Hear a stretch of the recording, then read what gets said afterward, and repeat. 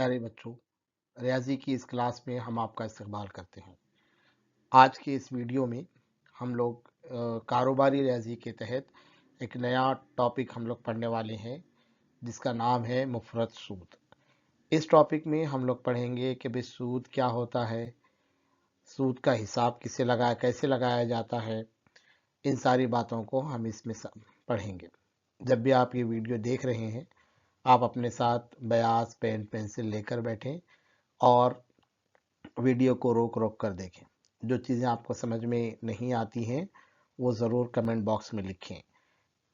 आप सवालात को हल करें।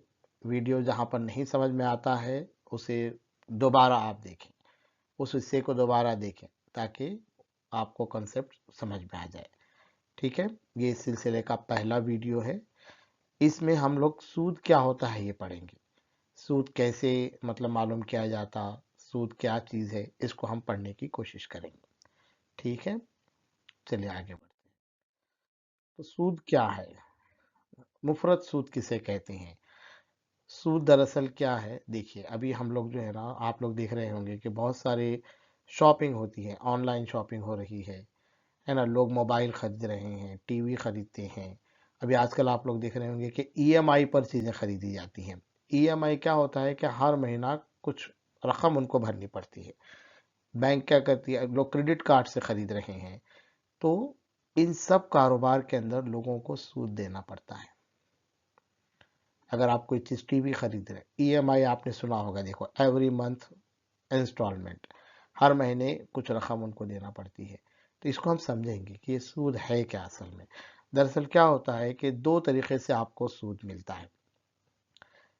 देखिए समझ लीजिए आपके पास कुछ पैसे हैं, है ना, आपके पास कुछ पैसे हैं, ज़्यादा पैसे, आपको खर्च नहीं उतने पैसों का।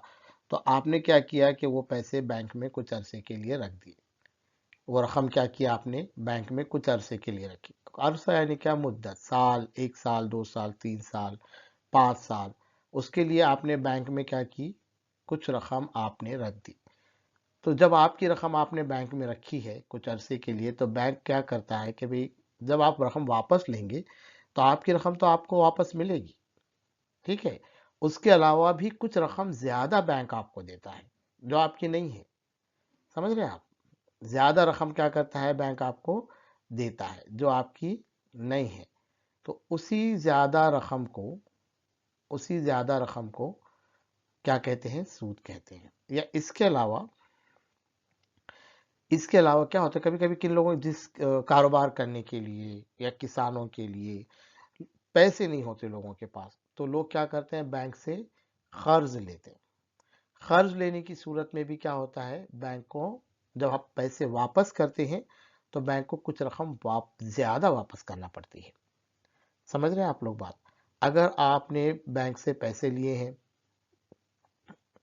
कर्ज की सूरत में, तो जब बैंक को आप वापस करेंगे, बैंक को वो वापस करने होते हैं, तो जब आप बैंक को वापस करें तो बैंक आपसे उतने ही पैसे नहीं लेती, बल्कि क्या करती, बैंक आपसे ज़्यादा रकम लेती। मिसाल के तौर पे समझ लीजिए आपने एक 10,000 रुपये बैंक से कर्ज की सूरत में लिया है, लेकिन अब बैंक को जब आप वापस करेंगे तो 10,000 ही बैंक वापस नहीं लेती, बल्कि आपको कुछ रकम उसके ऊपर ज़्यादा देनी होती है। वो कुछ रकम का हिसाब होता है, कुछ रकम तय कर ली गई होती है कि भाई आपको कितनी रकम ज़्यादा देनी है, ठीक है। उसी को क्या कहते हैं, सूद कहते हैं। सूद यानी क्या, समझ में आया कि भाई अगर कुछ अरसे के लिए बैंक में रकम रखी है आपने, और जब बैंक से आप निकालेंगे तो बैंक क्या करती है, आपको कुछ रकम ज़्यादा देती है ना। समझो आपने बैंक में 25,000 रुपये रखे, और जब आप बैंक से पैसे निकाल रहे हैं तो 25,000 के अलावा भी बैंक क्या करती है, आपको कुछ पैसे ज़्यादा देती है। समझो आपको 26,500 रुपये मिल रहे हैं, या आपको 27,000 रुपये मिल रहे हैं। तो ये 27,000 आपने तो रखे 25,000, आपको जब निकाले 27,000 मिल रहे हैं, 2,000 आपको ज़्यादा मिल रहे हैं। ये क्या है, सूद है ना। इसको क्या कहते हैं, सूद है, ठीक है। इसी को मुफरत सूद कहते हैं। तो दोनों सूरत में, अगर आप कर्ज लेते हैं, बहुत सारे लोग लेते हैं, गाड़ी गाड़ी खरीदना है या घर बनाना है, या अभी छोटी छोटी चीज़ों के लिए ईएमआई पर लोग क्या कर रहे हैं, फ़ोन खरीद रहे हैं, तो उसके ऊपर भी क्या करना पड़ता है। समझ लीजिए आपने 10,000 रुपये का फ़ोन लिया, हर महीना आप क्या कर रहे हैं, 1,000 रुपये दे रहे हैं, है ना। तो उसके ऊपर भी क्या करती है, बैंक क्या करती है, आपको कुछ रकम ज़्यादा देती है। जैसा मिसाल के तौर पे 10,000 का फ़ोन था, आपने क्या किया, जब हर महीना आपने 1100 रुपये भरे, 1 साल आपने पूरे भर दिए, कितने पैसे जमा हो गए, आपने 1100 रुपये हर साल भरे, तो 1 साल में 12 महीने होते हैं, 12,000 हो गए एक, तो है ना। और हर महीने के 100 यानी 1,200, 12,000 का मोबाइल था, ईएमआई पे लेने पर आपको कितने में पड़ा, 1,200 रुपये ज़्यादा देने पड़े आपको। तो ये 1,200 रुपये ये क्या हो गया, सूद हो गया। सूद जो है ना, अल्लाह ताला ने सूद खाने से मना फरमाया है। क्यों मना करा है अल्लाह ताला ने सूद खाने से, या सूद लेना या सूद देना, ये दोनों भी चीज़ें अल्लाह ताला ने मना किया हुआ है। क्यों मना किया हुआ है, क्योंकि इससे क्या होता है, लोगों का इस्तेहसाल होता है ना। मिसाल के तौर पे अब मेरे पास पैसे नहीं है ना, अब मुझे कुछ ज़रूरत है, पैसे की ज़रूरत, लोगों को ज़रूरत होती है पैसों की, समझ लीजिए। तो आपके पास अगर ज़्यादा पैसे हैं तो अल्लाह ताला ने क्या किया है कि कर्ज हसना दीजिए, ऐसे ही कर्ज दीजिए। 10,000 रुपये आपने मुझे कर्ज के तौर पर दिया, 10,000 ही वापस ले लीजिए, इसको कहते हैं कर्ज हसना। सूद मत लीजिए, सूद क्या कहा गया है, हराम कहा गया है। लेकिन अब हम लोग यहाँ पर सूद का हिसाब बैंक कैसे रखते हैं, हमको मालूमात होनी चाहिए कि भाई अगर हम मोबाइल लेते हैं, हम सूद से बच सकते हैं। सूद को अगर मालूम करने का, सूद के बारे में अगर हम पढ़ेंगे तो हम सूद से बच सकते हैं। तो इसलिए इंसान की आदत कर्ज लेने की नहीं होनी चाहिए। अगर आप कर्ज ले रहे हैं और सूद दे रहे हैं तो ये आपके लिए नुकसानदायक है। आपको बहुत ज़्यादा रकम क्या करना पड़ती है, वापस करनी होती है। ठीक है, तो ये सूद का हिसाब कैसे रखा जाता है, ये चीज़ें हम आज पढ़ने वाले हैं। तो सूद किसे कहते हैं समझ में आया, एक बार और समझ लीजिए कि भाई बैंक से अगर आपने कुछ अरसे के लिए बैंक में आपने अगर रकम रखी है, तो बैंक क्या करती है, वो अरसा गुजर जाने के बाद, लोग रखते हैं 5 साल के लिए, 10 साल के लिए, तो अरसा गुजर जाने के बाद बैंक क्या करती है, आपको कुछ रकम ज़्यादा देती है। तो ये ज़्यादा रकम जो है सूद कहलाती है। या इसके अलावा ज़रूरत के वक्त अगर किसी ने कर्ज लिया है बैंक से, ठीक है, तो जब वापस करते हैं तब क्या करना पड़ता है, बैंक को ज़्यादा रकम वापस करनी होती है। इसी रकम को हम क्या कहते हैं, मुफरत सूद कहते हैं। वीडियो को यहाँ पर आप रुकाइए और इसको आप अपने बयास के अंदर लिख लीजिए कि भाई मुफरत सूद किसे कहते हैं। ये बार बार ये मुफरत सूद अभी क्या होगा, ये इसके जितने भी वीडियो बनेंगे हमारे, उसके अंदर ये चीज़ आएगी। ठीक है, समझ गए आप, इसको बयास में लिख लीजिए। आगे बढ़ते हैं। तो जब हमको सूद मालूम करना है तो कुछ बातों को जहन नशीन कर लेना पड़ेगा आपको। ठीक है कुछ बातें हैं, जैसे मिसाल के तौर पे असल जर होता है। असल जर क्या है, असल जर किसको बोलेंगे, तो बैंक में कुछ मुद्दत के लिए रखी जाने वाली रकम या बैंक से कर्ज के तौर पर ली जाने वाली रकम को असल जर कहते हैं। जैसे मैंने बताया कि अगर आपने 25,000 रुपये बैंक में रखा, तो ये 25,000 रुपये 5 साल के लिए आपने रख दिया, उसको क्या कहेंगे, 25,000 रुपये ये क्या कहलाएगा, आपका असल जर कहलाएगा। ठीक है, मिसाल के तौर पर आपको कुछ इस चीज़ की ज़रूरत पड़ी, आपने बैंक से कर्ज के तौर पर 10,000 रुपये लिए, तो ये 10,000 रुपये क्या कहलाता है, असल ज़र कहलाता है। ठीक है, मोबाइल की कीमत, मोबाइल की कीमत है, अभी ईएमआई पर मोबाइल मिल रहे हैं, ईएमआई पर बहुत सारी चीज़ें मिल रही हैं, तो लोग क्या करते हैं, चलो सस्ता है इसलिए ले लेते हैं, है ना। तो जो असल कीमत होती है चीज़ों की, वो असल ज़र कहलाती है। ठीक है, अगर 25,000 का आप मोबाइल ले रहे हैं तो ये 25,000 रुपये क्या हो गया, असल ज़र हो गया।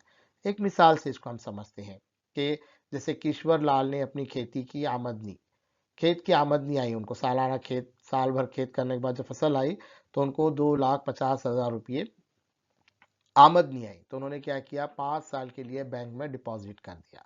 डिपॉजिट करा मतलब जमा किया।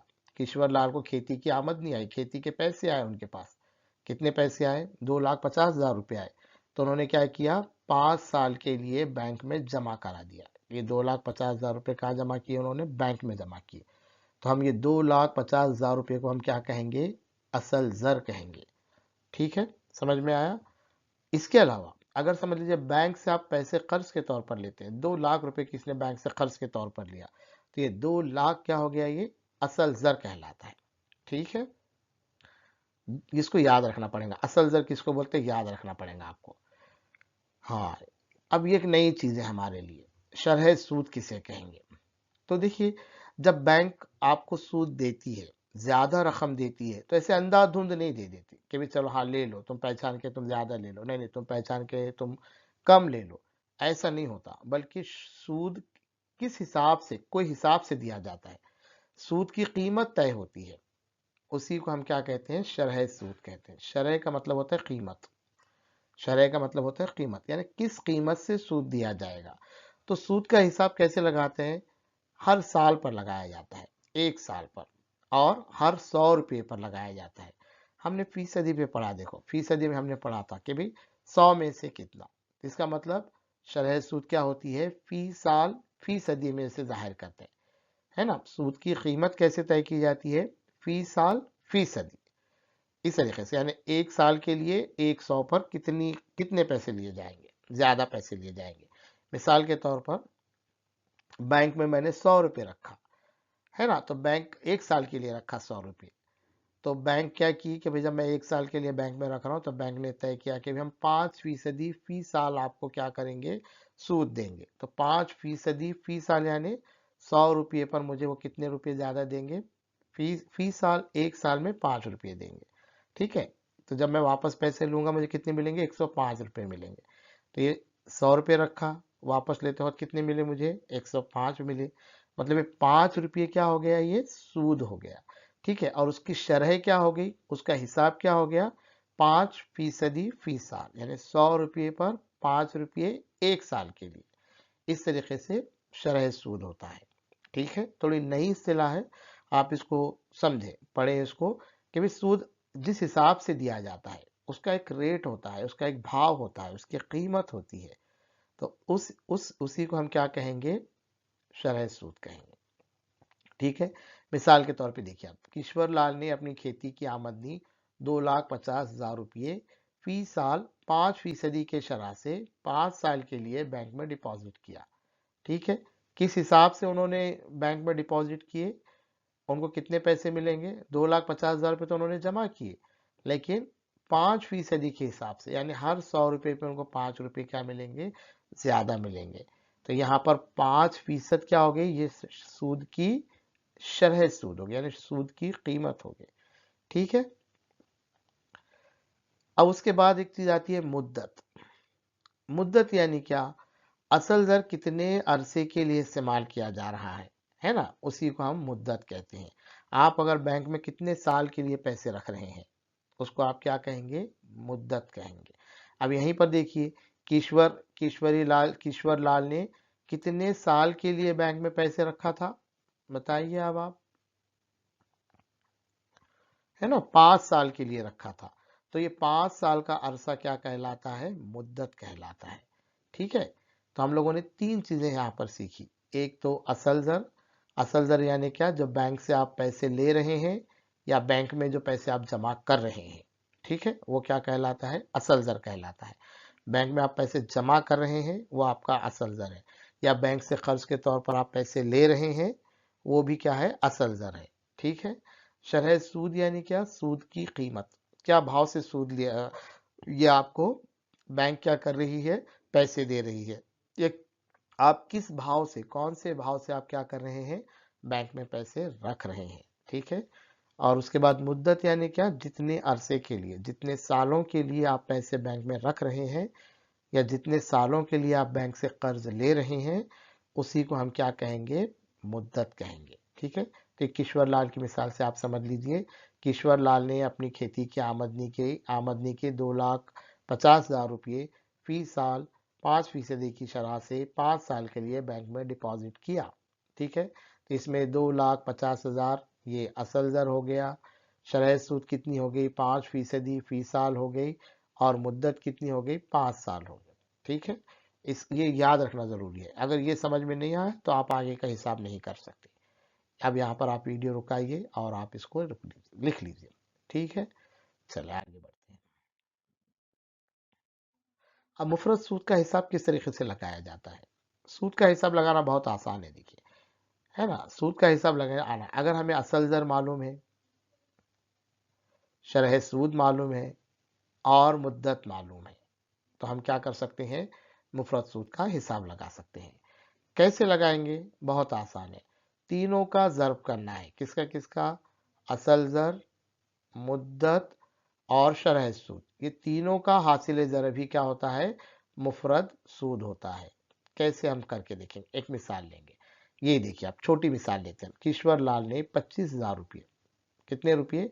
25,000 रुपये बैंक में 5% फी साल की शरह से 5 साल के लिए बैंक में रखे, तो उसे सूद के तौर पर कितनी रकम मिलेगी? अभी हम हिसाब लगाते हैं। 25,000 रुपये बैंक में रख रहे हैं, इसका मतलब क्या हो गया? यहाँ पर असल दर कितना हो गया? 25,000 रुपये हो गया। ठीक है, समझ रहे हैं आप? क्योंकि 25,000 रुपये बैंक में रख रहे हो, असल दर हो गया। शरह सूद कितनी कहा गया? 5% फी साल कहा गया। तो 5% यानी उसको कैसे लिखते हैं हम? 5/100 लिखते हैं। पढ़े हमने इससे पहले फीसदी में। अगर आप हमारे फीसदी के वीडियो आपने नहीं देखा है तो उसे जरूर देखें।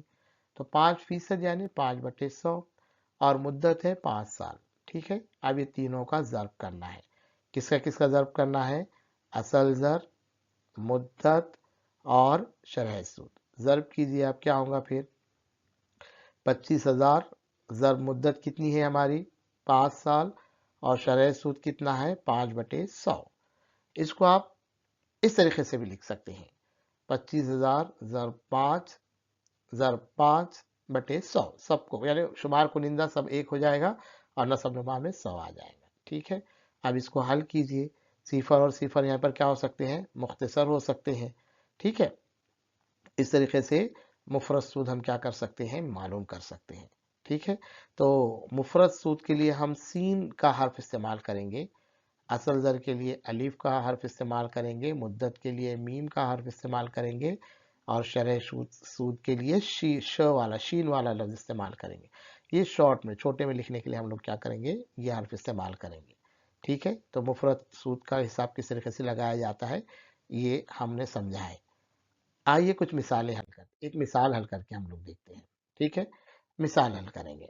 देखिए, असल ज़र है, समझ लीजिए 15,000 रुपये, 4 साल की मुद्दत है, यानी 4 साल के लिए बैंक में रखा गया।